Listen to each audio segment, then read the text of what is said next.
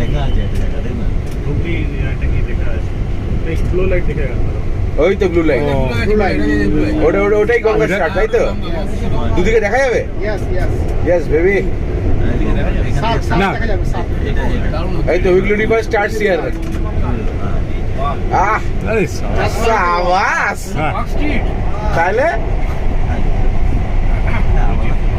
আলাদা ফিলিং। কুয়াশা নাকি সামনে? একদম আলাদা কিছু। সামনে ফগ ফগ তো। আছে, একটু হালকা ফগ আছে।